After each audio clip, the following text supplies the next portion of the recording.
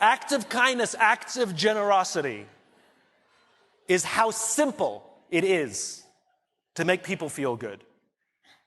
I was walking down the streets of New York City, and a guy walking in front of me, his backpack opened and a bunch of paper fell out on the street. I didn't think much of it. I bent down, I gathered up the papers, handed them back to him, and pointed out that his bag had opened. Now, in our bodies, there's a chemical called oxytocin. Oxytocin is responsible for all the warm and fuzzies, unicorns and rainbows. It's responsible for all the warm feelings and connectedness we have with each other. Friendship, love. Huge amounts of oxytocin surge through a woman's body as she gives birth. This is what is responsible for the mother-child bond. Oxytocin binds human beings. There are many ways to get oxytocin. One of them is acts of kindness and acts of generosity. It feels good when we do something nice for someone.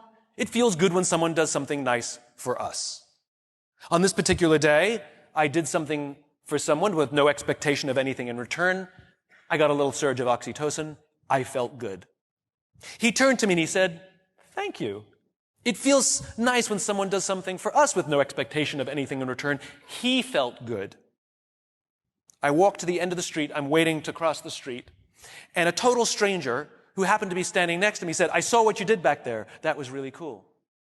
As it turns out, witnessing an act of generosity releases oxytocin, and he felt good. And the best part about oxytocin is the more oxytocin we have in our bodies, the more generous we become. It is Mother Nature's way of trying desperately to get us to look after each other. I can guarantee you that that man who witnessed what I did something nice for somebody that day simply because he saw someone do something nice for somebody that day. So what if we commit to do something nice for someone with no expectation of anything in return? Imagine what happens at work. Imagine what happens at home. Imagine what happens with our friends. But it must be genuine.